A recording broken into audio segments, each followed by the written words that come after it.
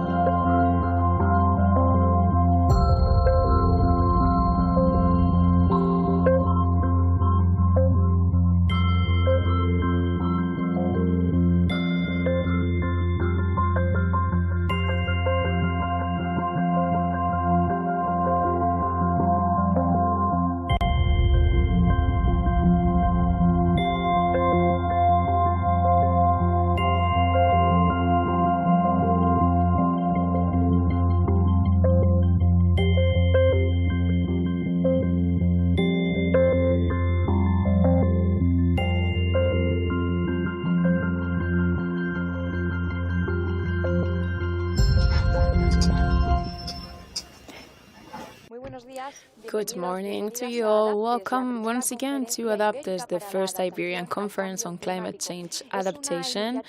It's an initiative that comes from the Life Share project, which is organized by the Biodiversity Foundation, by the Spanish Office for Climate Change, both of the Ministry for the Ecological Transition and the Demographic Challenge, and the Portuguese Environmental Agency. It's a collaboration between Spain and Portugal that's raised a lot of interest.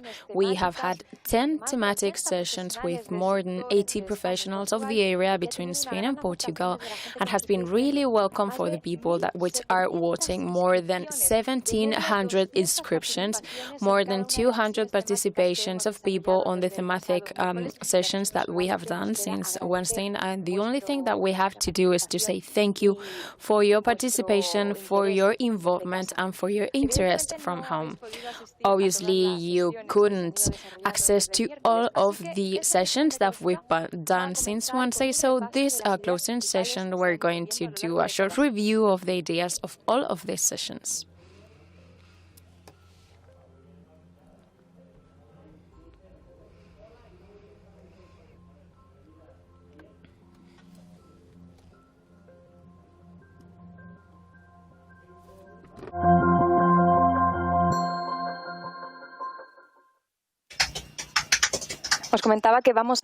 As I mentioned, we are going to do a short review on the main ideas of all the sessions we've been performing since Wednesday, and we are going to do it with José Ramón Picatosta, Area Manager of the Adaptation Strategies of the Spanish Office for Climate Change, Eduardo Santos, Climate Change Department Director of the Portuguese Environment Agency, and Tony Arribas. He is a graphic representative, and he is going to be drawing the main ideas of each of the thematic sessions we've been performing, something which is really interesting that we are going to be seeing later. So we are going to get started with José Ramón Picatoste. Good morning, José Ramón.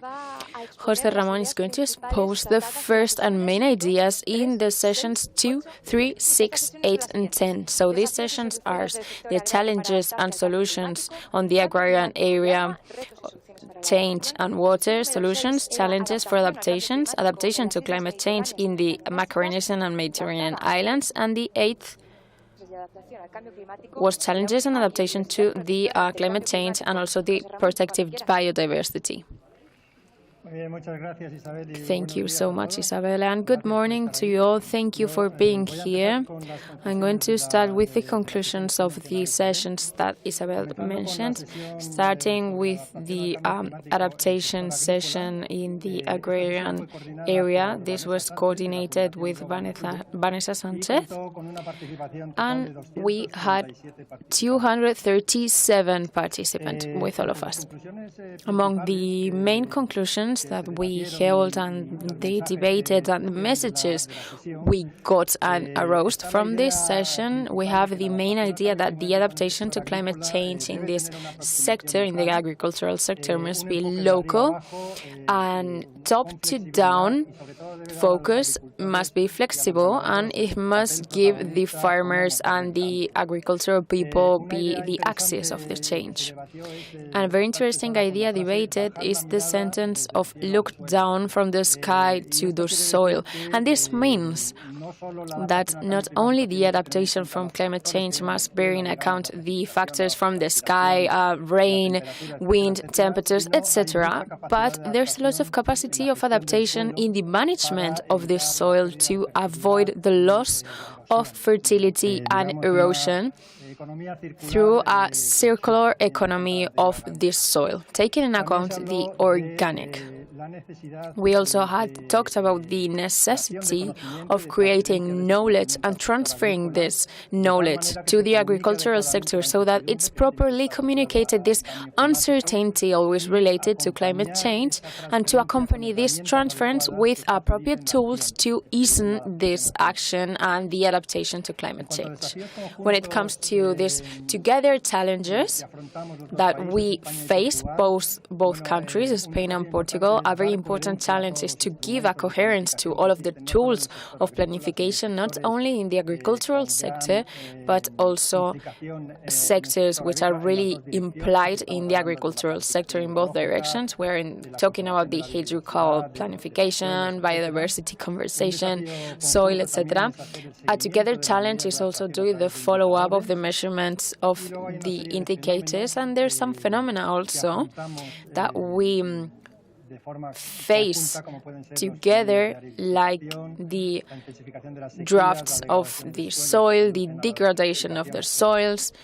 And when it comes to the together opportunities, there's a lot of areas that offer us a lot of opportunities for this collaboration together. When it comes to preparation,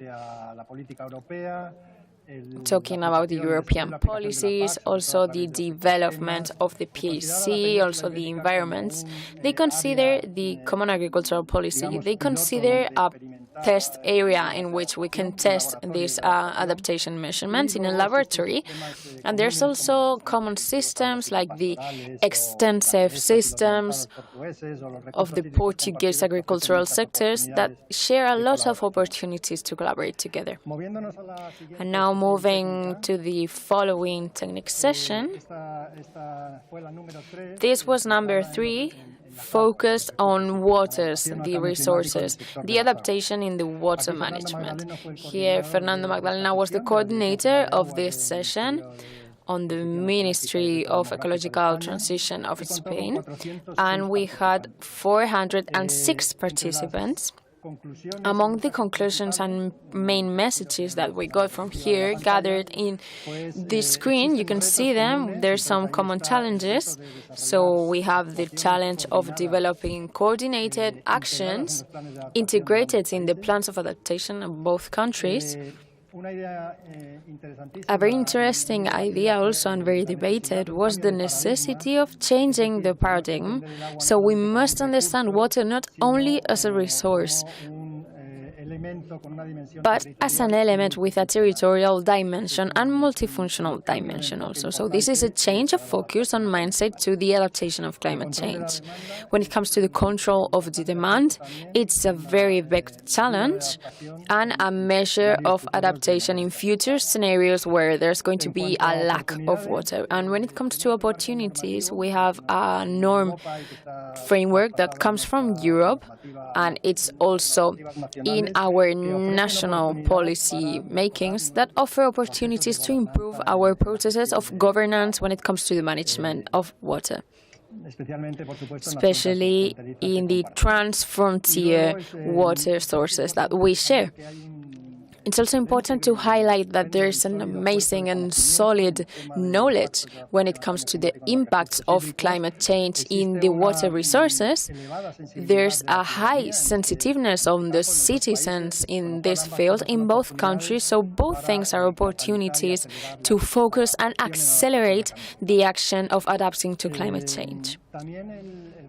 Also, when it comes to the solution based on nature, that they showed in this session, we had really good examples. They offer good opportunities of adapting to climate change. And lastly, when it comes to opportunities of together cooperating, there's many opportunities in generating and transferring knowledge and also elaborating projects together. If we move on to the following session, the thematic of this session was about the Mediterranean islands and the Macaronesic Islands. Here, Ana Goulart and Sonia Santos from the Azores regional government, they were the coordinations, and we had 195 participants, and the principal messages we could highlight the challenges that the islands share, the Portuguese and Spanish islands share when it comes to transversalizing the governance in the sectorial policies, the follow-up of the results of these measures of adaptation, not only the tracking of the process of the adaptation, where there's a lot of activity, but it is a big challenge to identify the indicators of results of these measures. as well as the solutions based in nature and the strategies based in nature, and they are highlighted as an important challenge for the adaptation of climate change and at the same time to avoid a bad adaptation understood as a short-term measures with a lot of negative effects on other sectors. Opportunities of collaborating together to transfer measures, knowledge, to also exchange local actings and measurements that can be applied to regions with similar characteristics. And also it's important to highlight we have normative frameworks which are really powerful, the Portuguese strategy of 2015 and the national Spanish plan that was passed in these last weeks that offer lots of opportunities for the actions when it comes to the area of the peninsula. We also talked about the common risks in the Macaronesian Islands, in the Mediterranean islands, and the opportunities of cooperating together. And now moving on to the following session. This session was focused on the reducing the disasters and adaptation to climate change, which was number 8 here. José Manuel Moreno was the coordinator of this technical session. We had 267 participants and an expert panel that mainly spoke about 4 main risks, which were the floods, the droughts, the heat waves, and the fires. So, as a transversal element to these risks, all of the speakers and in every debate, they highlighted the need of living with this uncertainty. We may know where the climate change is addressing. We also know there's an uncertainty here, but we must coexist with this uncertainty and act managing this projection of uncertainty that science is saying that we can expect in the following years and decades. So we must avoid the inaction for this uncertainty, but act with the uncertainty. Also, the bad adaptation was a topic that was quite recurrent in the dialogues we had. We have to prevent this bad action, and also highlighting some special part of these 4 risks I have mentioned. When it comes to risk reduction of floods, they mentioned that the planification it's integrating, considering the climate change already, but it's also necessary to go deep in this integration. When it comes to the droughts, we identify that in Spain and Portugal, the risk of droughts it's one of the biggest ones. We are really vulnerable to this phenomena, which is more and more common and lasts longer. So it's necessary to act to minimize these risks that affects many other sectors, the agricultural sector, the hydroenergetic sector, etc. And when it comes to heat waves and the impact they have in health, an interesting message of the debates is that to tackle this risk, we must act in a together way in 2 dimensions. The autonomous dimension, understanding by this the individual that has the capacity to adapt himself to this climate change, not only by his physiognomy but also the behavior, and then an approach or a dimension which is more structural or institutional, in which we have a focus from up to down, in which we develop some measurements of detecting this in a sooner way to minimize the heat waves, and to have more resources to adapt to this risk. And lastly, talking about fires, an important message is that we must promote a management of adaptation integrated in the territory and when it comes to landscape, so it is sustainable and multifunctional to prevent the risks of fires.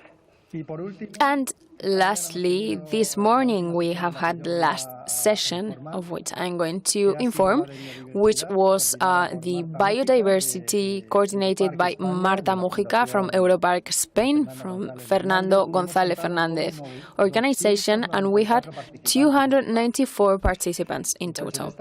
So in this session, there were really interesting speeches coming from Spain and from Portugal, from natural landscapes, protected landscapes, and regional governments. And among the conclusions we found in these sessions and the main messages that we could learn from these debates, we can highlight the prioritization and the need of prioritizing the mismatch of these measurements to guarantee the management of these resources, and the role of the biodiversity.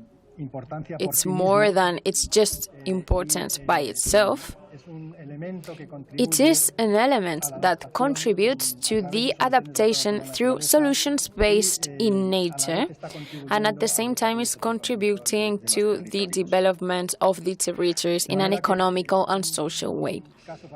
So a particular case in the conservation of the biodiversity is done in the protected areas. So in the protected areas, we have seen interesting examples which are amazing places, privileged places to develop these tools of adapting to the climate change, which include a really close tracking of the impacts of the climate change. Basically, they are laboratories to experiment this adaptation to climate change at the same thing we mentioned in the islands. We have also talked about the necessity of incorporating the scientific knowledge to the decision-making. This is a fundamental challenge. This is a very recurrent message in all of the sessions, and it is also interesting to develop these systems of tracking and monitoring and make it accessible, all of the data, to the research community which are developing this knowledge and measures. And lastly, the message that it is necessary the co-responsibility, socially talking, and the design and execution of the measures of adaptation. So here we include a lot of social tools that we must carry out. And there was a special mention on the young generation as an engines for this change. And to finish with the opportunities that we can find in both countries, there's lots of opportunities. Here we can mention again to share inspiring experiences, sharing practice tools, and develop projects together in both countries, of which this conference is an example, because as you know, it's in the framework of the Life Shara that we are developing in between France and Portugal. So Spain and Portugal, sorry. So thank you very much. Thank you so much, José Ramón. The ideas are really interesting. These thoughts are very important to continue thinking and working. And I have really loved the images and pictures of Tony. We will talk with him later, but before we will see the conclusions, as Eduardo is going to mention them. Eduardo is going to talk about the 1479 Are cities adapting to climate change and management of coastal spaces, health and climate change, and information, education and training for adaptation to climate change, and lastly, tourism, adaptation to climate change in the tourism sector. So Eduardo, the floor is yours. Thank you so much, Isabel. Good morning to you all. For me, it's a pleasure being here, participating in this action and giving you an answer to the challenges we have.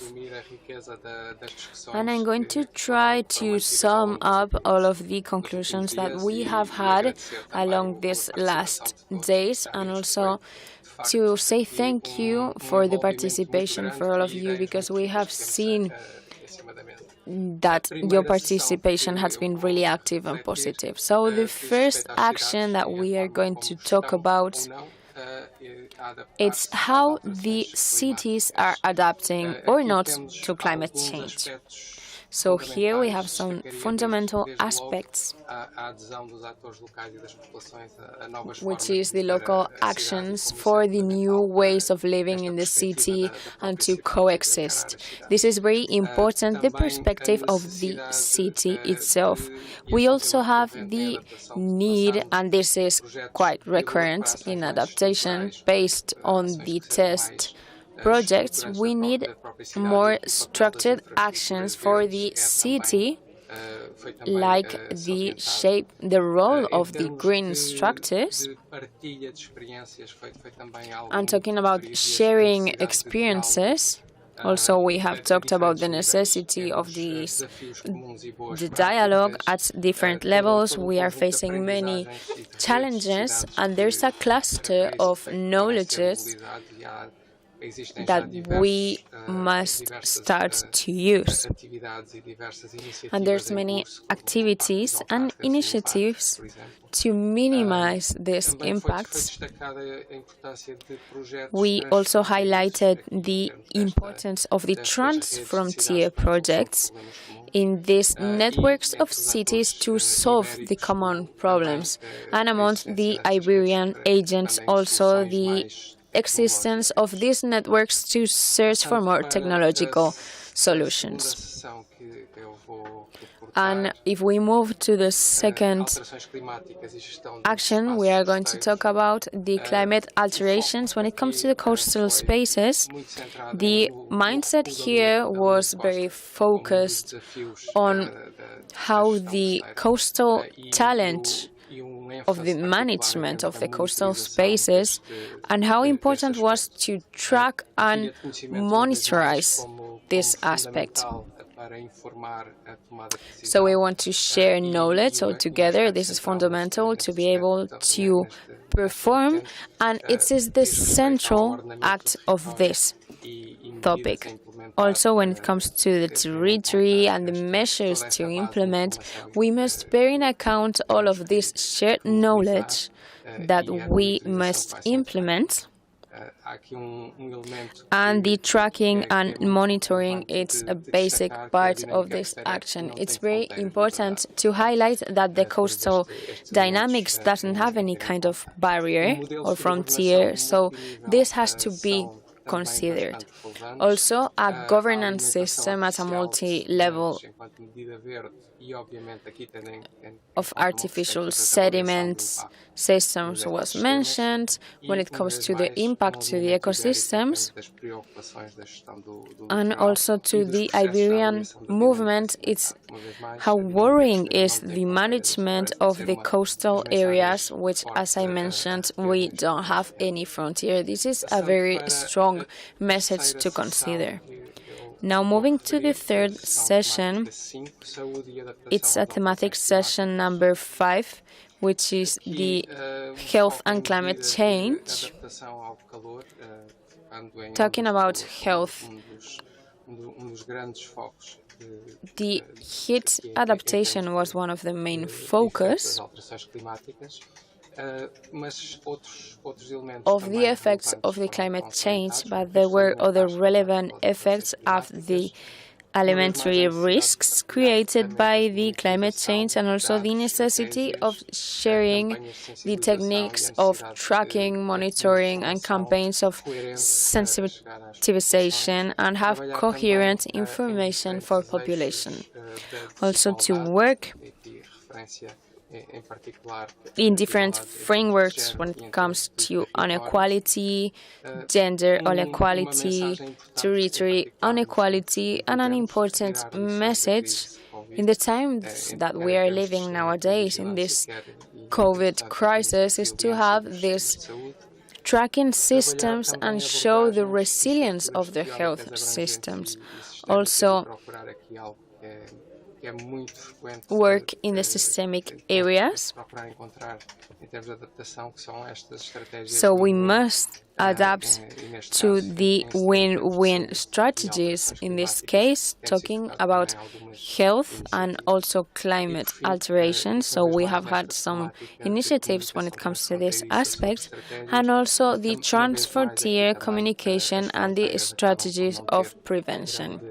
Here, the frontiers or barriers are really important in these sites. It's our great barriers when it comes to health.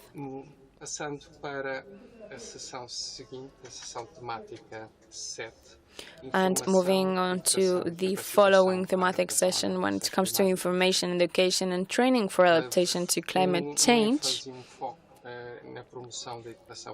we had a focus on the environmental education as a fundamental fact for the transformation and the involvement of the citizens in this project, to develop specific research and also works and projects together. There was some detail on how to work together at an Iberian level and the projects and practices together of adaptation. Once again, we had some references to the updates when it comes to the crisis nowadays we're suffering due to this pandemic. And once more, we value the rural areas, the natural areas, and they are seeing from a different point of view. We also had some synergies in the planning tools and how to have shared governance between the countries. And the last action, which was about tourism, how to convert these climatic challenges in opportunities, this session focused on tourism and how this can be a development factor of local development. We also talked about how the climate change was going to affect this, and the necessity to adapt the circular economy, which is really involved in water management, and also bring the resources, the hydric resources, the promotion and synergies between the adaptation and sustainable tourism, in which we have main focus shared together. We also had a reference to the customers that they can act as agents of change in this sector, but also as the sector of the tourism can have an influence with the practices and the behavior of the customers. Once again, we talked about the message that we have shared, and very important when it comes to this topic, how important it is to heal in a greener way and to consider the sustainable development, to be able to recover the tourism post-COVID. And this is also a measure to adapt to the climate change. This is the conclusion of this last thematic session. I would also like to say thank you to all of the participants, the moderators, and all of the people who are working and have been working to be able to do this summary of ideas that has been really enriching. And Jose, thank you so much. Thank you so much, Eduardo, once again. So many interesting ideas to think about, some work lines that are still open, and you still have a lot to learn. Once again, I really loved the images and pictures of Tony Arribas. So I want to know, Tony, what do you inspire yourself to reflect those ideas? What is your job about? So, Tony, can you speak a little bit about how you have seen this conference, how you have written and drawn all of this? I think it's very, very funny. Hello, Isabel. Thank you very much. Once again, thank you for the colleagues for the summary and for all of the content. What you have seen of the drawings, it's a graphic registration. It's the same summary that they have done, but through visual metaphors with some drawings and a little bit of text. So what I have tried to do is just to give kind of a more funny and interesting vision to all of the content, which is really broad, that you have created this day, to somehow make it more easy to read, because there are some conclusions of these 10 sessions which can be a bit dense, and sometimes it's difficult to follow, to keep track of all of the information and remember it. So bear in mind you remind only a 10%, 20% of what you read, but up to a 50% of what you see, or even more of what you draw. So that's why drawing is such a good measure to learn and to remember. You have seen that I have taken this in a more funny way. So images are not just literally what they have said, but I wanted to participate to give a hint of humor to this and give a point of vision a bit easier to all of the content that you have generated. I hope that this helps. And you are going to see now a short video on how this process has been carried out. I'm sure you can see the images through the colleagues of Adaptes and Shara.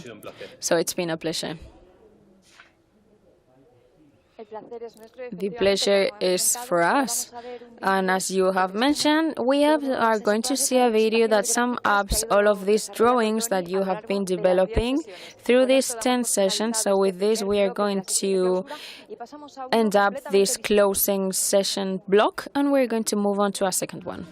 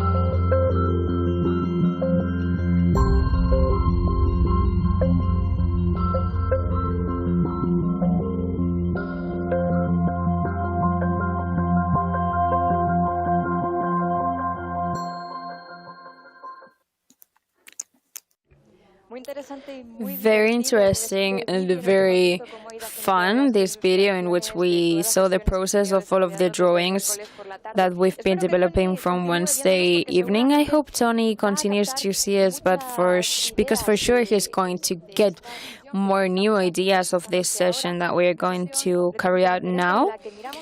A different session in which we look at the future and we think, how can we advance to this resilience that we are seeking, or how to strengthen leveraging this green reconstruction plan and the effect post-pandemic. To answer to these questions, we have a panel of 4 experts that we are going to see in the screen, which are Fernando Valladares. He is a researcher of the Spanish National Research Council of Spain, Cristina Monge, which is political scientist of ECODES, and associated researcher of governance and BC3, Joana Balsemao, executive counselor of Governance and Citizens of Cascais, and Sofía Santos, specialist in financing and sustainable climate.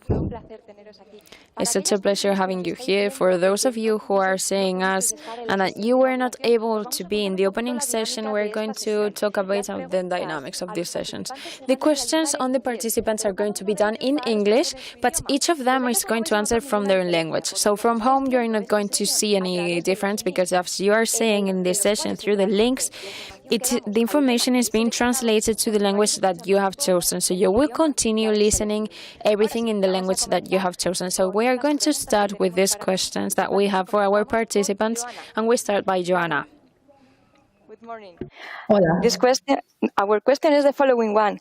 What particular challenges does the local level face, and what would be the ways to strengthen the coherence of local adaptive action with the national and European planning framework for adaptation to climate change? Bom dia. Good morning. talking about these challenges at the local level, it's interesting to describe how this happens in Cascais, where I live. This was a plan that was built with the support with scientists and academics. We worked together with the University of Lisbon, and this was very important to highlight the impacts of the climate change. Another characteristic was the transversality of the projects, and we involved all the projects of urbanism, civil protection, communication, areas that at first hand you maybe think that don't work together when it comes to climate change, and also health and water. So we designed 80 measures, and for each measure there was a cost associated, and we had horizons that was 2030, and also we had some measures which are going to be 11 million euros. Then we have the governance, so it is important to do a good action plan, but it is not implemented. It doesn't serve, so we created 5 working groups, one for each topic, and the investment, we have a 59% of these projects. Many of the challenges that we are facing, that we must have had, we did overcome them because the methodology was modified. For example, the workers of a municipal chamber,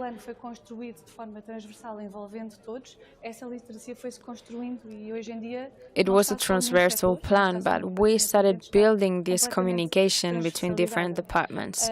So it is together work and transversal. A challenge was also the science.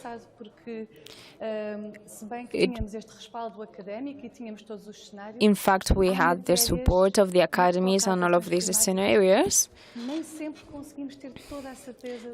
We don't always achieve to get all of the certainties. There's some uncertainties of the impact of the climate change. So we cannot refer specifically what's going to happen in the beaches, for example, in Cascais. So we had a lot of tourism here in Cascais. Some of the aspects of science, even if we are backed by the academies, not only can be solved, and there's other challenges that arise on the way. We have 18 measures, we have the working groups, the governance of the projects. This is very solid. We sometimes cannot integrate what we want to do at an organism levels because we have some administrative barriers sometimes. But you also mentioned the European area.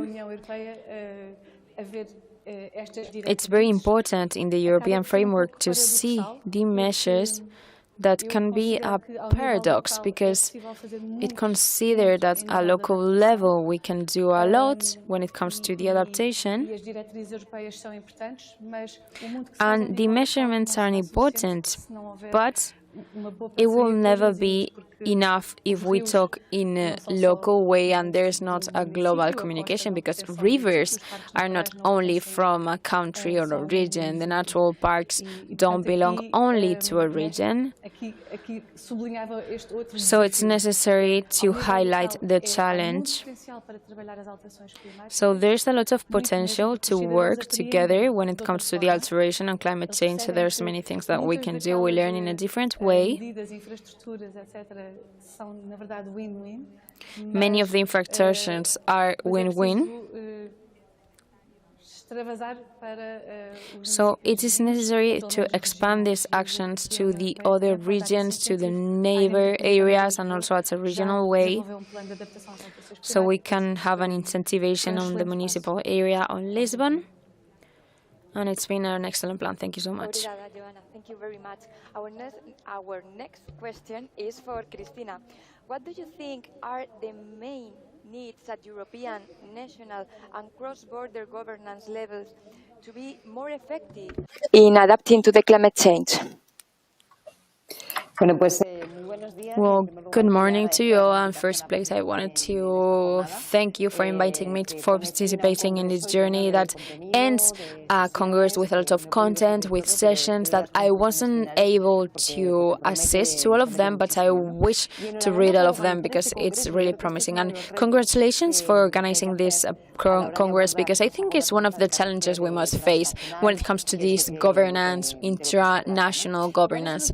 So the main needs or the main challenges, I think they are the same that we can find at the different levels, at the local level, a national level, regional, or even international, but applied to these different multi-levels, which are mentioned. So I think there are 5. The first one is to talk about the definition of the problems and have some common diagnosis. So we must start working together and share our visions from the starting point. We cannot have different starting points or different visions and then advance in the solution. So we need to be together in the first instance and phase. So a common definition and shared on the diagnosis as a way to start working. The second one, we need to habilitate broad process of participation and deliberation. So this is creating different spaces that somehow give an opportunity to the different visions, different sensitiveness, and the different sectors which must give some information when it comes to a topic. And when we talk about adaptation to climate change, we're going to talk about water, rivers, energy, cities. We are going to talk about topics that at the end we will question ourselves who has nothing to say related to this. So there are areas which share some characteristics, a very transversal visions that affect to all of the cluster of our lives. So it's difficult to find an area that has nothing to say. So it is important to create these spaces of participating and also deliberating. This is not about answering a survey or doing a dynamics in a certain time in a workshop. This is more because we need to generate conversations that help us to formulate the appropriate questions and try to find the proposals. And which characteristics must these conversations have? This will be the third element. They have to be hybrid conversations. For me, the magic word is hybrid. So we need to have spaces in which we all work together, perspectives from the private, from the public, social perspective, the world of the science, the academy, and also the future. We cannot abandon the future and set it aside from these deliberations. We must incorporate the voice of the young people, these voices which are the future generations which are going to live in the planet that we live nowadays. So hybrid conversations which are different from these points of view. We must understand that the total of this good hybrid space is more than the sum of the visions of the agents. It's to create a common speaking. It's the diagnosis and the proposals come from these same panels, from different perspectives, from different areas to work in the same. So this way we will get a better result. The fourth one, which is fundamental, we need follow-up, tracking, mechanisms which are shared. This process have a lot of innovation, permanent innovation, and also to try and fail. I think we must not recognize when it comes to governance and participating, we are all still learning. And this implies a honesty, a humble attitude that makes us recognize to which extent we know and to which extent we don't know. And this way carry out mechanism to learn. And to learn, we must evaluate each of the steps that we give to make it even better. And then the last challenge is the multi-level governance. This is in the European policies. It's been already working to see how these different levels always agreeing at the first step, but these different levels must work in a shared level when it comes to the diagnosis of the problems and also giving solutions. So, summing up is the shared situation, then the processes and workshops. Third, the hybrid spaces in which the cluster is clear and more than just the sum of the parts. The fourth, a tracking and monitoring of the information, and fifth, gathering all of this governance multi-level. Thank you so much, Cristina. Lots of ideas are really, really powerful. And our question is the following one. What is the role of the financial sector in accelerating the adaptation to climate change? In particular, what is the situation in Spain and Portugal? Antes de mais, bom dia, obrigada pelo convite. Thank you all for inviting me here. The financial sector, it's without a doubt one of the most important sectors to be able to reach our objectives and also to be able to adapt our economy and societies to these climate changes. It's necessary the financing at a global level. On the other side, we must alterate and change the fact that most of the funding done from the private sector contributes negatively to the adaptation of climate change. There's some research published lately that the great financial players are having financed projects that have a negative impact on the climate change adaptation. So this is an accelerator of the climate accelerators, or we can also see it as an accelerator of an even worse impact. So we can find this duality on the financial sector in this process. So finally, this sector, it's an explicit discussion in the Paris Agreement, and from there, the topic was even more conscious and started to access the public agendas in a more precise way, and the recent politics also. And when it comes to the European Commission, it's one of the most relevant topics in these last times. We have a plan on financial side, and we must change the capital flows on the projects, which are not green, to be greener, and we also want to have sustainable projects and strategies where we want more development. This in a global way, but most of the investments that are done just to mitigate and not to adapt. So the adaptation of these sectors, it's a bit more difficult, and when we have this complex points of view, it's an even bigger challenge that the financial sectors shares money because they don't see the profitability at the short term. So these processes, not in all of the projects, this mindset is different. So that's the private sector, when they share money for these things, many of them are linked to mitigate and not to adapt. This happens at a global level. There are some markets which are more developed,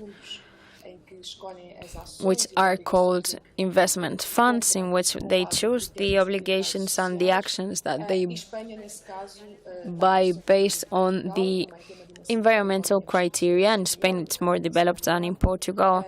There's a bigger market in Spain,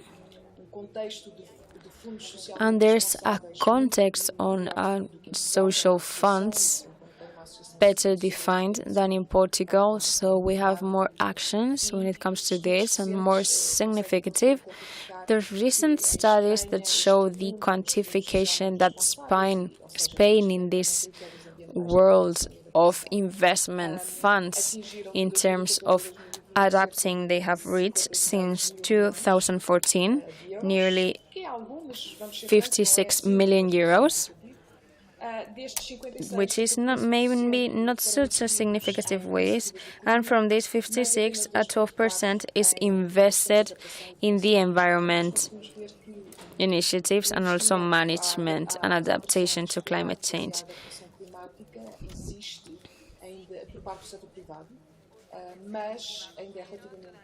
The private sector is still not really involved when it comes to this, and when talking about adaptation, it's even lower their participation because the projects in which they are involved are traditionally more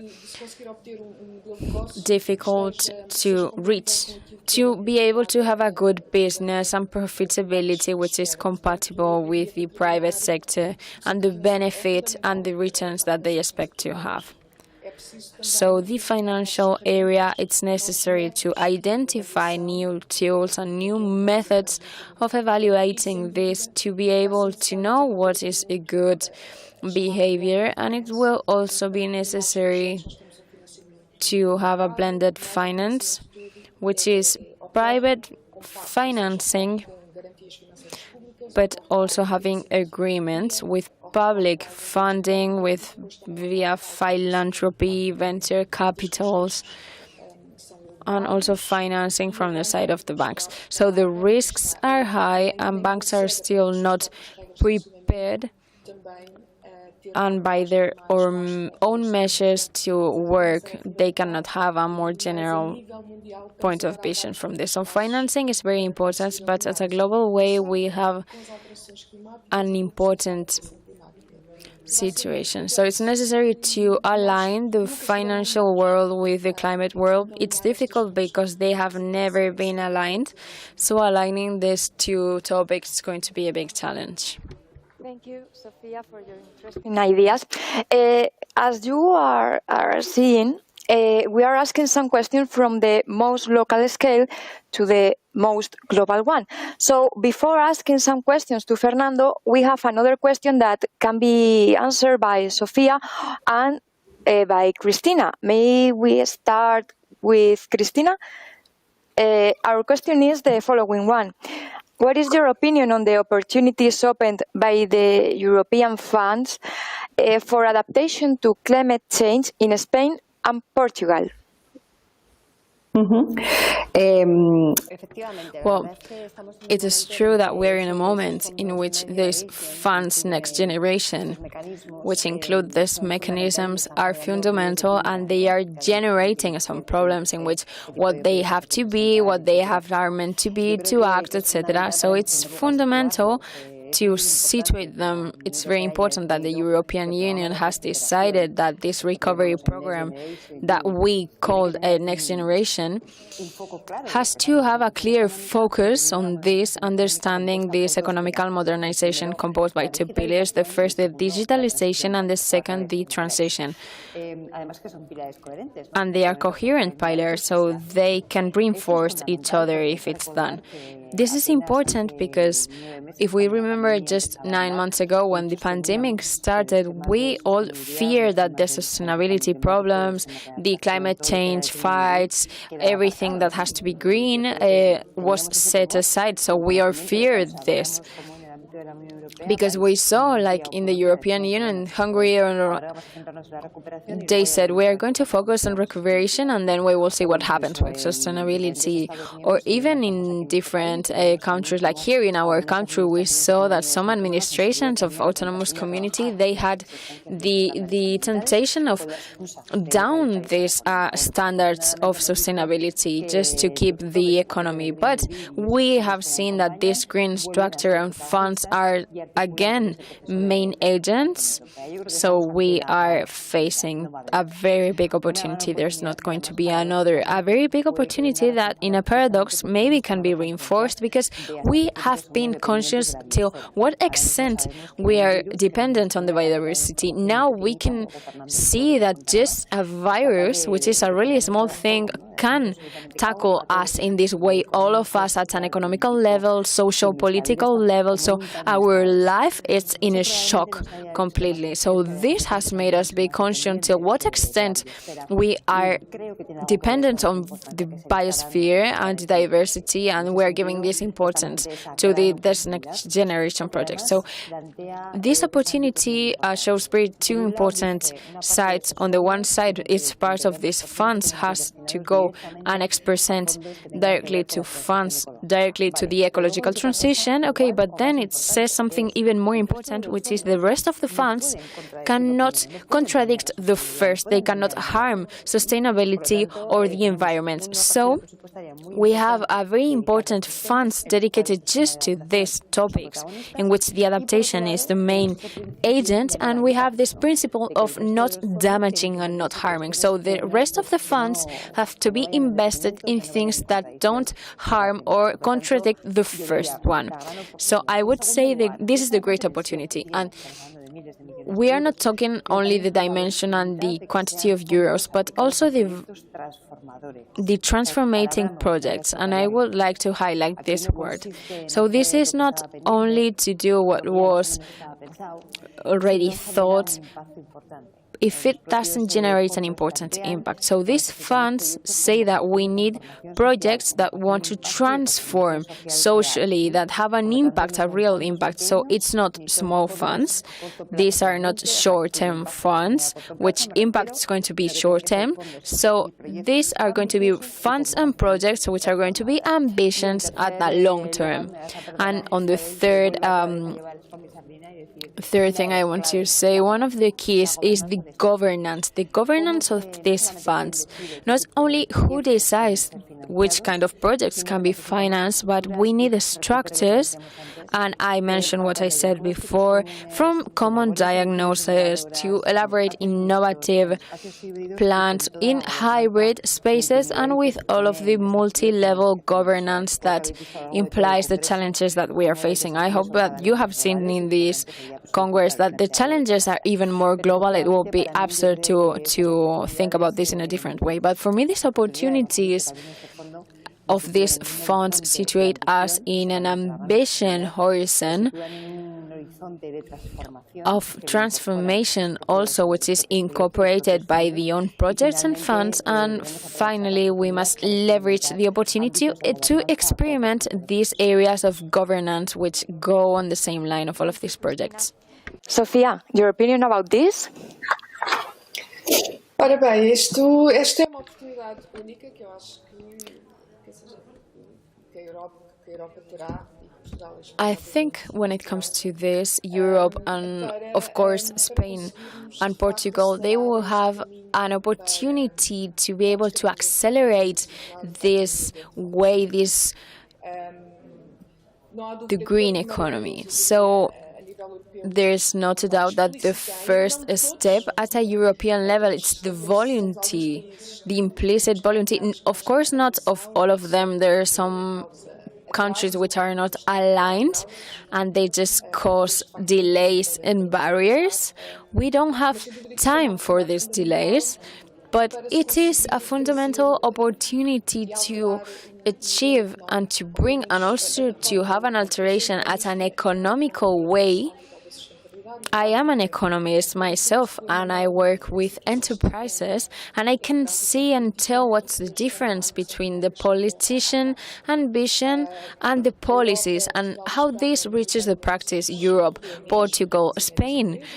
We are based on the SMEs. We have many micro enterprises and they are the generator of job spaces and stations. Of course, we have really big enterprises of big height, but the great level of job positions are workers, the generators are the SMEs, and they have a great impact on the natural resources impact. So what I want to say with this is that all of these millions that are going to be arising from this, there's not a doubt that we have a great volunteer to increase the European funds for this, because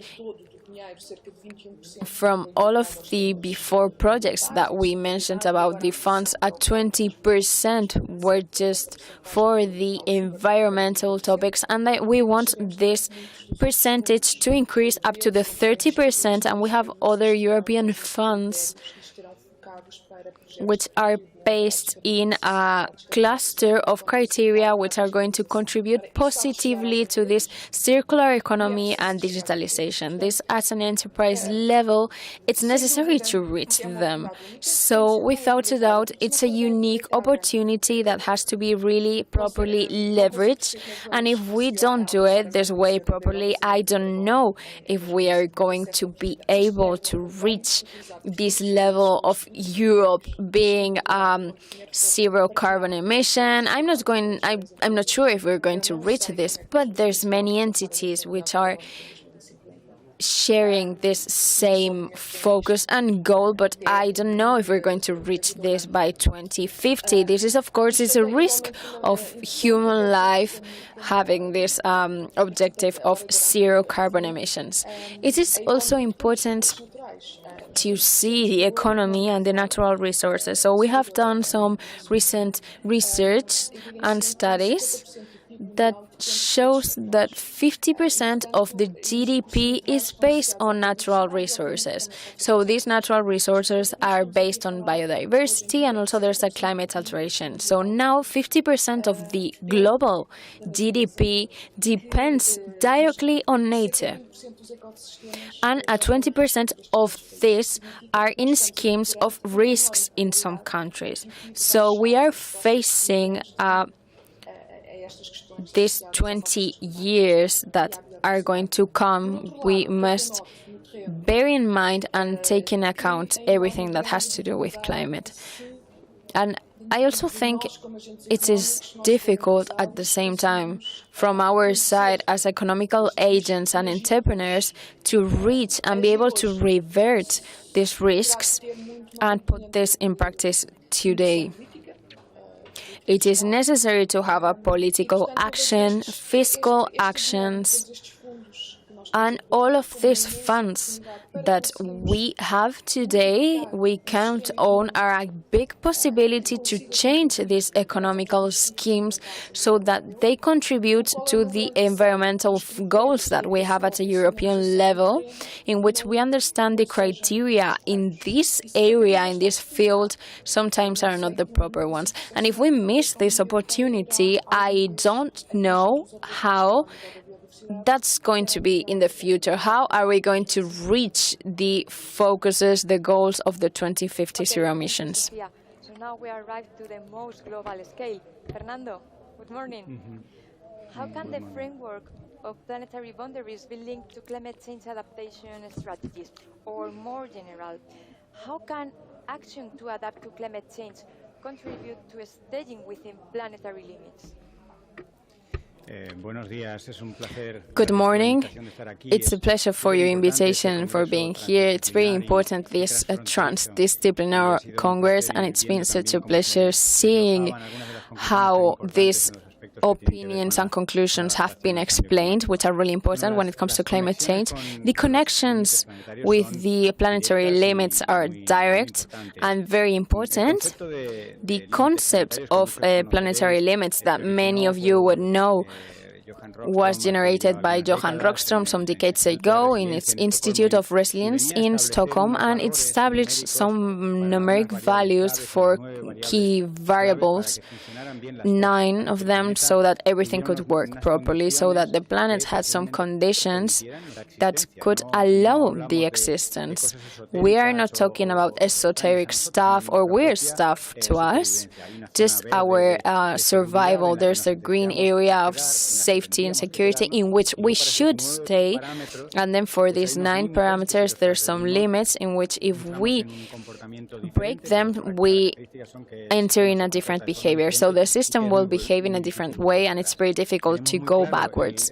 So we have clear this concept on stability, and we see with this climate change we are transpassing some of these limits, but these limits are interconnected. So biodiversity, losing species make the ecosystems work in a worse way, or different ways of pollution, contamination by nitrogen, by plastics makes the ecosystem work less and worse. So the answer to these limits are getting more difficult. So what I wanted to say, my input here is that the answers arising in these congresses, for example, can solve the stability of the biosphere or even the planet, facing more than one of these risks, not only when it comes to climate change. The origin of these problems have a common cause, which is the alteration of the natural processes, like, for example, water cycle, of carbon cycle, or loss of species.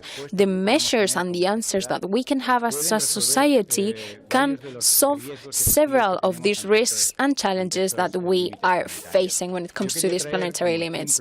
I wanted to put an example as a several surveys. The Waldron research that was launched by the beginning of summer talks about the economical parameters. It says how profitable is this investment in different ways of acting on nature. It specifically proposed to multiplying by 2 the nature areas in the planet. This is moving from a 15 to a 30% in land and in the oceans, and this will imply a very big economical profitability. So the interesting thing about this Waldron report, it is very profitable. So profitability is not immediate, it's not fast, but it is very safe. There's a lot of financial security on this. And this profitability comes from that they maintain the biosphere and the planet far from transgressing these interplanetary limits from the climate change, biodiversity, contamination, pollution, etc. And complementing this work that puts economical numbers and talks about the profitability of augmenting this protected area, I wanted to mention a different scientific article that was shown in the Science magazine. It was done by Dinester and other collaborators. Some years ago, they talked about the conservation of these spaces in the Earth. They talked about half of the planet to be protected. This 50% of this surface that in this project, they explain the reasons why to protect this area and this not. Which are the advantages for the climate change, for the stability of the climate, to protecting these regions of the planet, which are the advantages of conserving the biodiversity. So they give us the pieces of the jigsaw. So we have the reason that it is profitable apart from the urgency, but we also have the works which say where to do it, how to tackle this crisis, like the dual crisis of the biodiversity and climate change. And this will make us think, as a kind of closing of this Congress, we must think on how important it is to be efficient. Cristina and Sofia have given some specific arguments. They have also mentioned about this hope of this Green New Deal with these green hopes that the European Union is arising. But me as a scientific, I need to say, beware, put attention.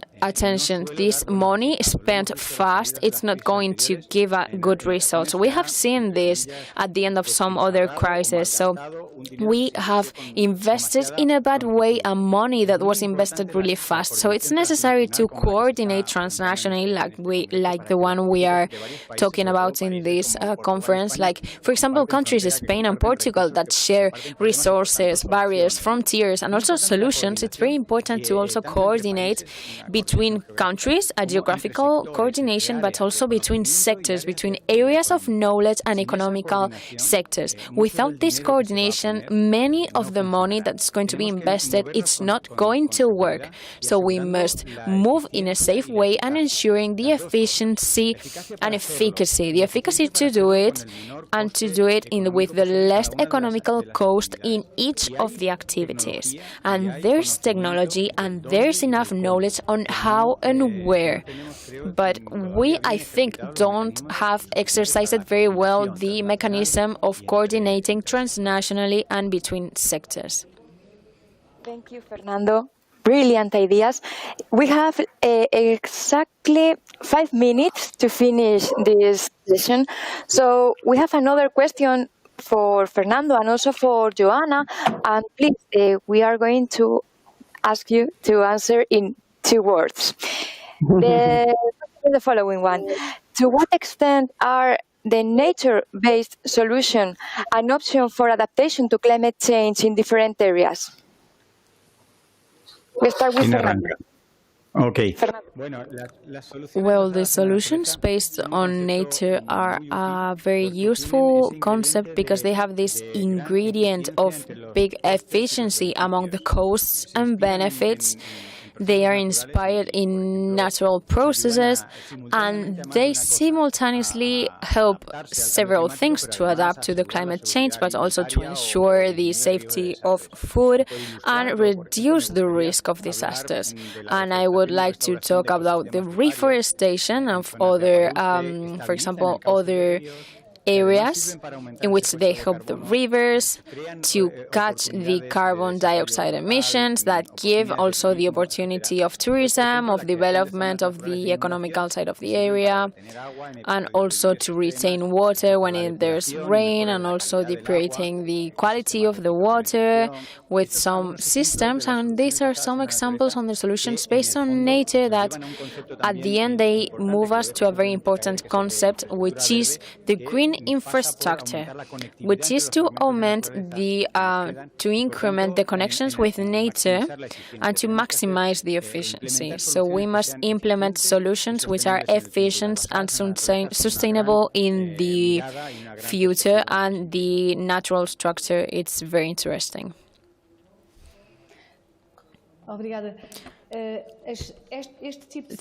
Thank you. These structures based on nature, as you have mentioned, are win-win. Everybody wins. They reduce the risk of fires, any other disasters, etc. For example, like floods, like pollution, and they help us to recuperate the environmental agents. We are trying to recover the rivers here in Cascais. They are kind of abandoned, and it is an opportunity to recover the water cycle. So here in Cascais, we have done the recovery of these small rivers. It is not an easy project. These rivers go through industrial areas, private areas, etc. So it is a big challenge, but it is a challenge that it's worth it, because it's a way of communicating all of the alterations of the climate change and to put this together with the population. We have had some rivers which are completely recovered, and we have recovered other areas in which people can, for example, go for a walk. So there's a necessity of these solutions based on nature. These projects are projects in which people can feel, they can enjoy. We can also talk about the mitigation. We have done some forest intervention. It's not the first of the country, but we have a natural park that it is really uniform now, and we are going to implement this mosaic system of landscapes to be able to recover the existing landscape of 100 years ago. So there's forests, there's beehives. So we have done a prototype in each parcel of this territory, and we're going to move this resilience to this part of the territory. Is it easy? No, it's not. These are new business models at the end. It is not only for the private resources, it's also for the public, but we must have new scientific conversations and also to move these conversations also to the private sector. This is related to the Green Deal, and there's not many references on adaptation, but talking about the solutions based on nature, this is a great step. The national Portuguese problem of adaptation of these situations have many solutions based on nature, and it's a new way of solving sustainability problems and also to have people be closer to nature. So this is very important after this pandemic we have had, and it's even more important for people. Thank you, Joana. Thank you all for sharing your time with us, for joining us, for your marvelous ideas. So we are going to continue in this following minutes of this closing session, and we're going to do it with the opinions from a European point of view, Spanish and also Portuguese.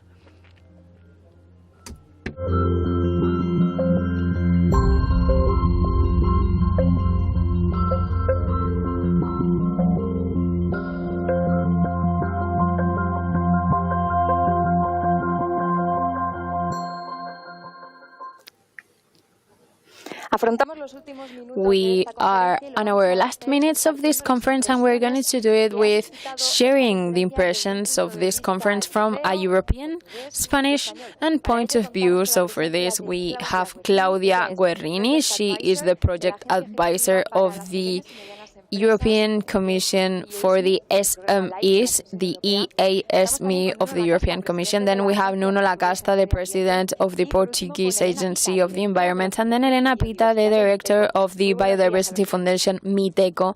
Welcome to the three of you. So we're going to continue. I'm going to give the floor now to Claudia Guerrini.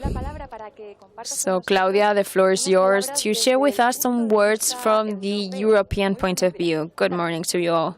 Buenos días, muchas gracias. Good afternoon from Brussels, a very sunny Brussels today. For the invitation. I'm very, very happy to be with you today, and I congratulate for this interesting and successful conference.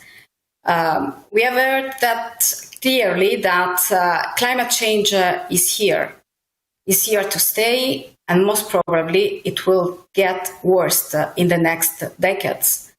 It means that we need to act now.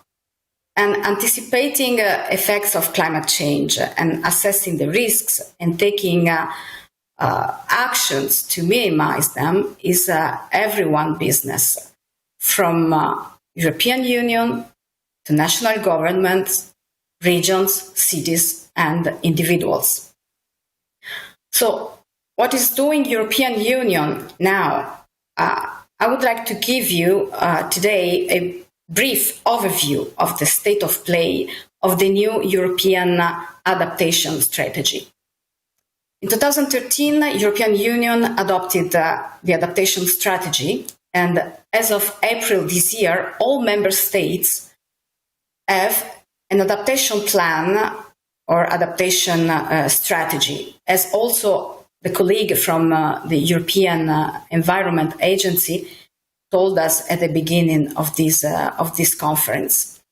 So I would say that the strategy of 2013 delivered in all areas, but the context has changed so fast that now we need to do more and we need to do better.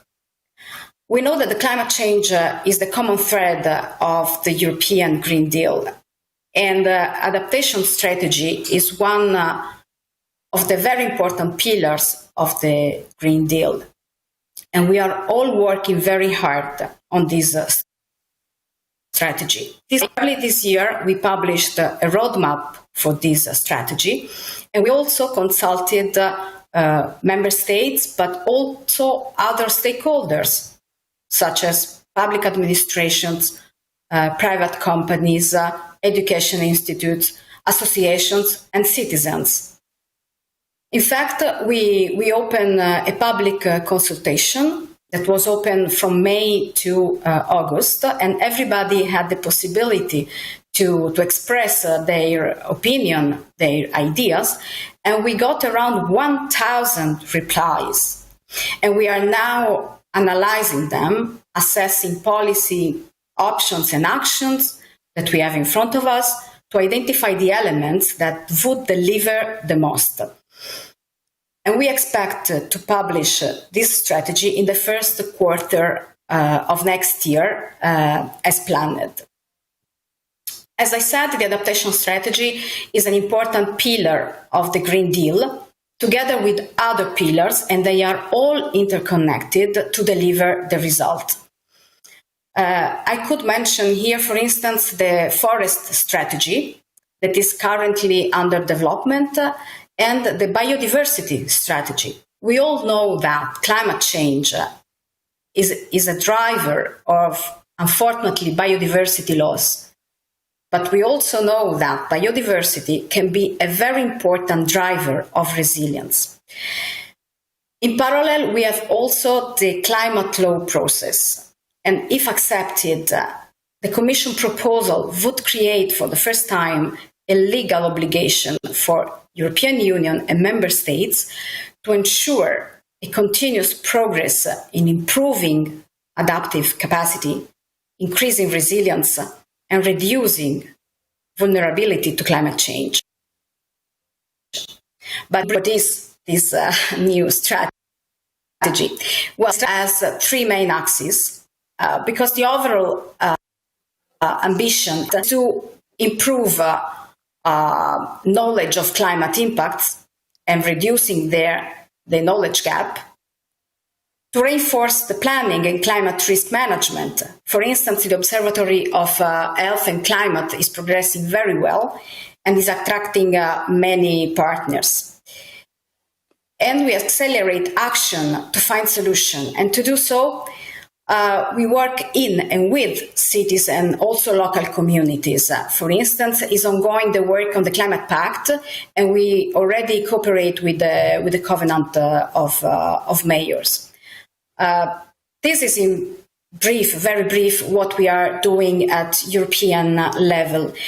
And European Union is encouraging everybody to contribute, because the success of all our efforts with the support of all of us.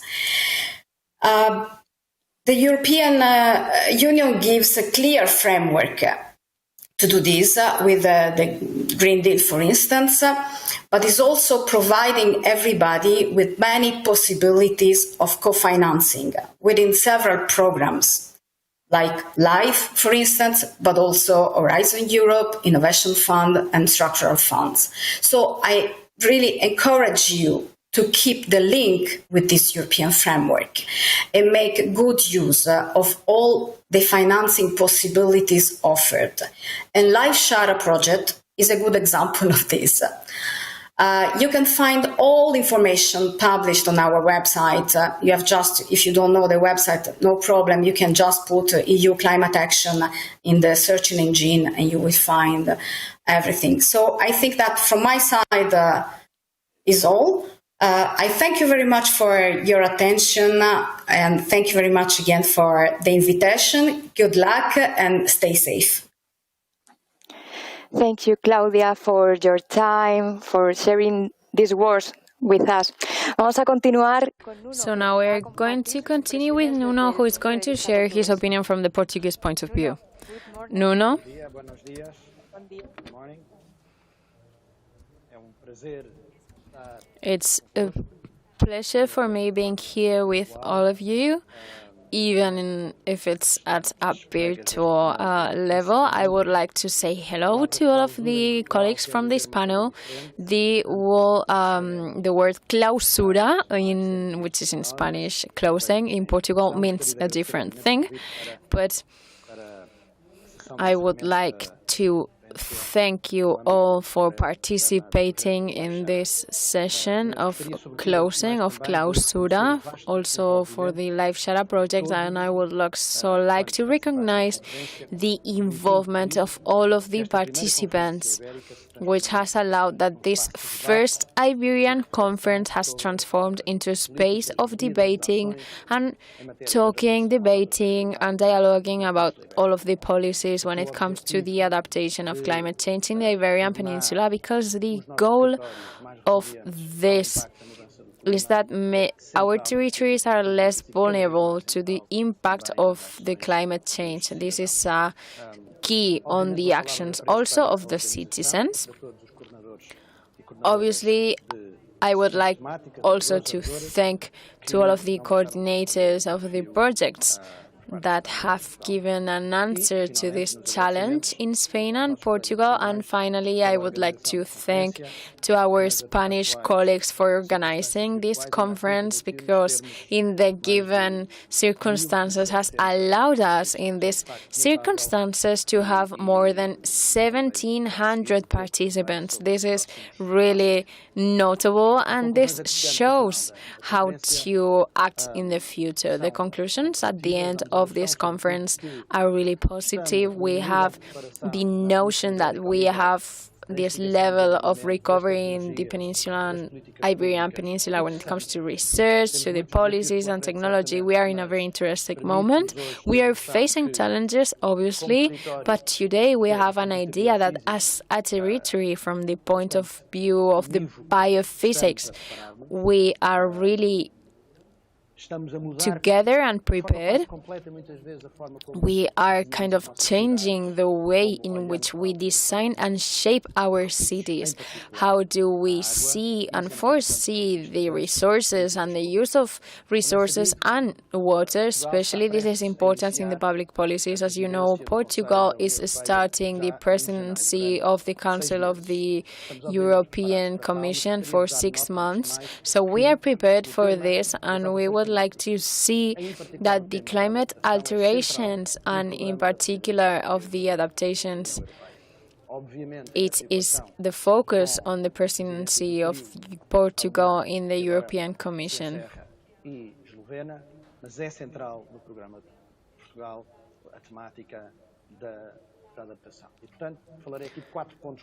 The adaptation is a central topic for us. I'm going to talk about 4 things. The first one is we know the goal that we want to have a law for climate.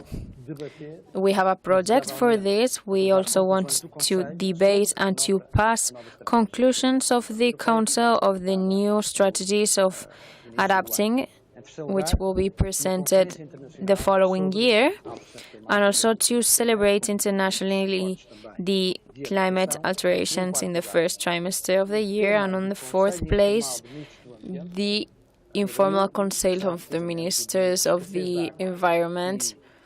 This is going to be the central topic on water, on droughts, following the debate of the adaptation strategy, which it's going to talk about water for the first time, and also recent conclusions on the conferences organized by ALMA organization on this topic. So we have high expectations for this new strategy of adaptation on climate change.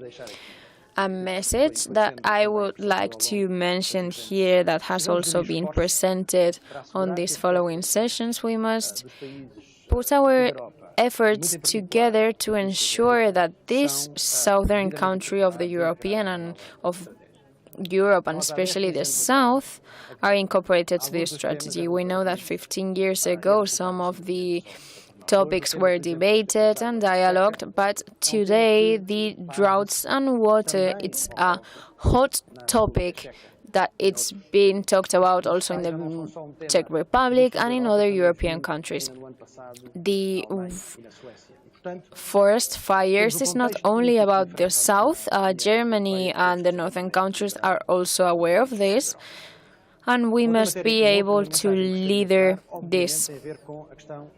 Another message I would like to mention is the financial side of the funds and the actions of adaptation. So we must continue to stimulate the public financing and to change the financing practices and the banks for these strategies of adaptation. There's a recent work in the European side on the sustainable development, and this is going to help us to do a climate proving to avoid this bad adaptation to climate. This is a work on the long term,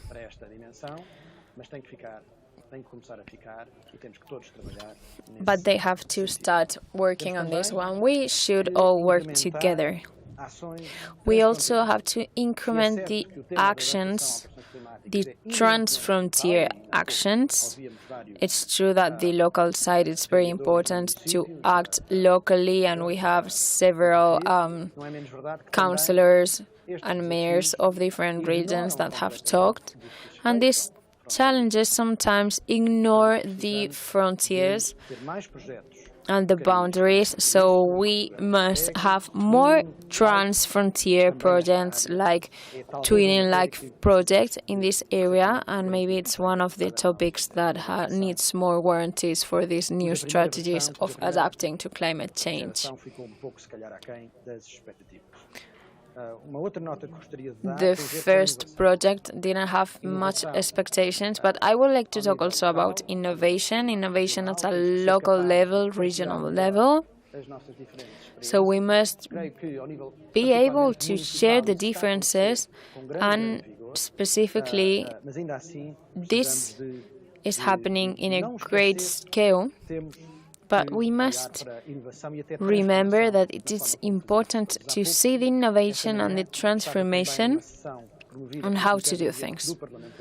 This morning I was in a session of the European Parliament about water and the adaptation on climate change, and it is clear that we must say and ensure that we do a mainstreaming on the topics of climate adaptation, which penetrates in these regional policies in agriculture, for example, but on the other side we have these policies that need to look at this challenge we are facing to be able to transform many of these strategies.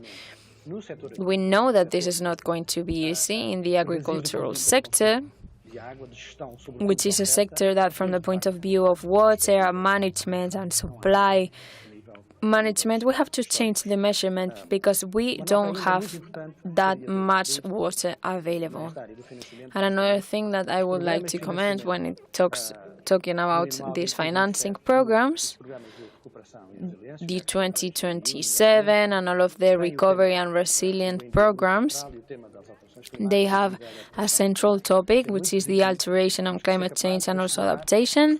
This is really positive, and we must ensure that we can count this, that is really adaptation, and we must be alert on this. And to finish with, I would like to say once more that more cooperation is necessary in the projects and in the initiatives. And a final idea for the Life Shara project. So I would like to highlight the relevance for this project for Portugal. This project is the first initiative with a scale of cooperation in our countries when it comes to adaptation. This doesn't mean that in these years we didn't have some projects and adaptations, but at a great scale has been a great project. So we know we have improved the cooperation between the responsibles for the adaptation of the climate change between Spain and Portugal, and we have achieved this capacitation and training, which is very important among the Life Shara framework. Thank you very much. Thank you very much for your thoughts, for sharing your time with us, and we are going to finish this closing journey with the intervention of Elena Pita. Elena? Thank you very much. It's a pleasure for me being here, sharing with you these last moments of the closing session of this conference. So I would like to thank the European Commission and the LIFE program for this Life Shara project, also the Spanish Office for Climate Change and the Portuguese Environment Agency, as well as the other companions I met for participating and making Life Shara being possible and being carried out and with success.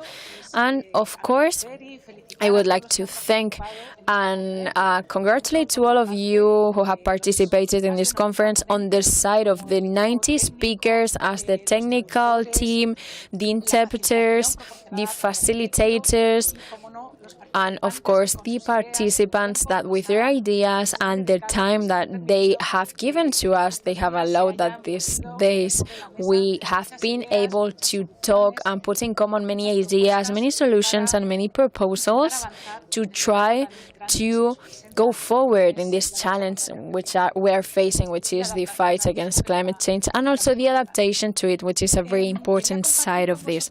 I would like to share with you some brief thoughts. Maybe the first one is about the success and the interest that this conference has arisen in the context that we find of the emergency and the loss of biodiversity, which is accelerated, and also a health emergency situation. The message that we get from science, it's very clear. We must urgently start and advance and move forward through a prosperity model that takes in account all of these aspects to be resilient to climate change, low on carbon emissions, that it is also sustainable from the point of view to avoid the loss of biodiversity and also to be socially inclusive. I think that the fact that we have more than 2,000 people participating and from different profiles, it's an indicator of the interest that this big challenge represents for many professionals that somehow must integrate these aspects and try to contribute from their different jobs and work positions to produce this change so that this is real.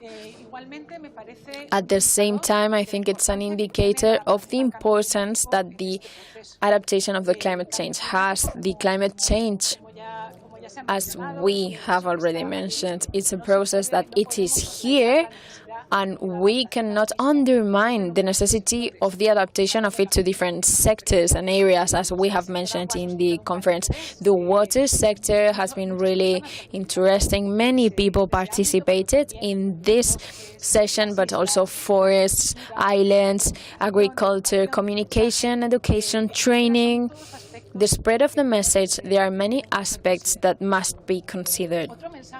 Another message that I think it's also very important to highlight is that this conference, it's a show of the strengthening of this collaboration process between Spain and Portugal. As we already mentioned in other interventions, Spain and Portugal, they share ecosystems, they share the challenge, but they also, it is logical to think that we are interested in sharing the analysis and the solutions, and this is what the Life Shara project was meant to be doing. And this has contributed, as Nuno said, and as an important way in these last years.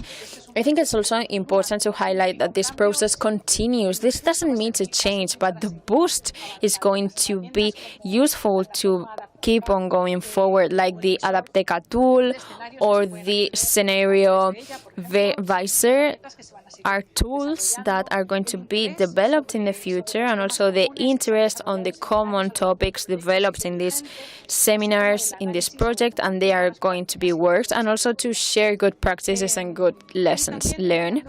And also linked to this, my last message would be and will be referred to the compromise of the Biodiversity Foundation with this process and with this topic. Biodiversity and climate change are two crises which are interrelated. On the one side, the climate change is one of the biggest engines of loss of biodiversity, but also healthy biodiversity, keeping this biodiversity contributes in a good way to this fight against climate change.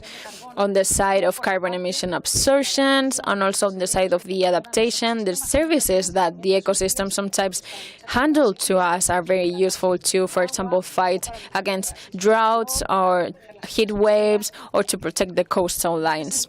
In this sense, from the Foundation, we consider the climate change a transversary project and must be bear in mind because we dedicate this attention specific to it, to the aspects of the climate change in our projects and in other analyses and studies that historically have been carrying out, and that we are going to continue with them. And don't continue with this, just to close this conference, I'm going to finish the same way we started, just saying thank you, because We are really thankful for your input, for your commitment that we have seen in the participants. So just to say once again, thank you to the Commission, to the organizers, to the partners, and all of the team that has made possible this conference.